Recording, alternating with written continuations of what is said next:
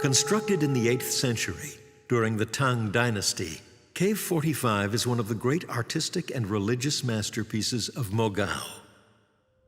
In the central niche is a striking and well-preserved 7-figure sculpture group, a configuration common to DunHuang cave temples of the time.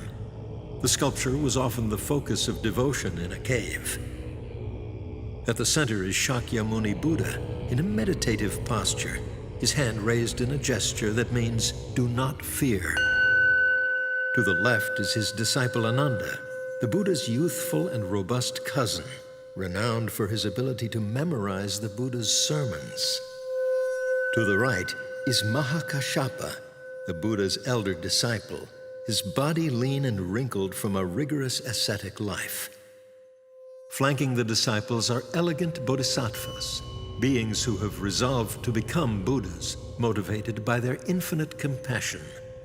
Their masterfully painted and sculpted robes reflect the great artistry at Mogao. On the outer edge are the guardian kings, protectors of the Buddhist world. Their armor is similar to that used in medieval Western Asia. Its surface appears burnished to resemble lacquered leather. Under the guardian king's feet are subdued demons, symbolizing Buddhism's triumph over ignorance. The niche ceiling depicts a famous scene from the Lotus Sutra. Shakyamuni and the many treasures Buddha sit together in an ornate floating stupa. Attendees are magically elevated to view them. The paintings in many Mogao cave temples tell Buddhist stories that inspire devotion and hope. The stories in Cave 45 have a particular theme: deliverance from harm. The south wall portrays an important chapter from the Lotus Sutra, the universal gateway of Guanyin. Guanyin, known in Sanskrit as Avalokiteshvara, dominates the painting, a reflection of this bodhisattva's omnipresence and great ability to help all. A jeweled canopy, which commonly appears above Buddhist deities, hovers above Guanyin. Guanyin's role as the universal savior is illustrated in surrounding scenes of fulfillment, redemption, and rescue. For those who call upon him, Guanyin can appear in many miraculous manifestations. This scene evokes the dangers of travel along the Silk Road as bandits accost a group of merchants. A red-robed bandit wielding a long sword threatens the merchants, whose peaked caps indicate that they are Central Asians.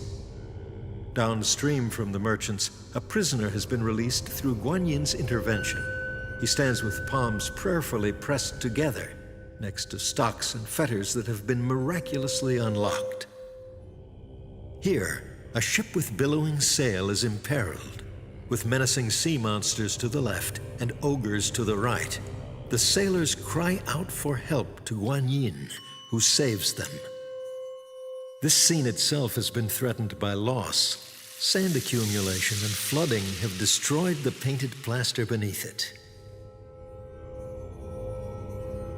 The north wall painting also has a theme of deliverance in the story of Queen Vaidehi.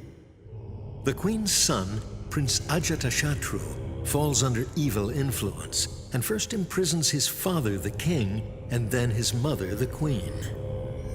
The queen beseeches the Buddha for help, begging to know what misdeeds she committed in a former life that led to this terrible fate. The Buddha instructs the queen on a series of contemplations and meditations that will help her be reborn in the pure land of the Buddha Amitayus, the Buddha of limitless lifespan. In these contemplations, the queen visualizes, step by step, a paradise known as the land of utmost bliss. After visualizing the Buddha, the queen visualizes herself reborn in this pure land of the West, a paradise depicted in the middle of the painting. At the center of the Pure Land is the Buddha, who is making a mudra of preaching, surrounded by bodhisattvas and acolytes. The Pure Land is a place of beauty, with jeweled pavilions in which deities play heavenly music. Some of the beauty of this vision has been lost, as pigments have darkened over time, altering the appearance of faces in the painting. Still, the passage of time has not destroyed the power of the art in this sacred space. Cave 45 and hundreds of other Mogao caves have survived for centuries, enriching our understanding of the past. It is up to us in the present to deliver from harm in the future. The Cave Temples of Mogao.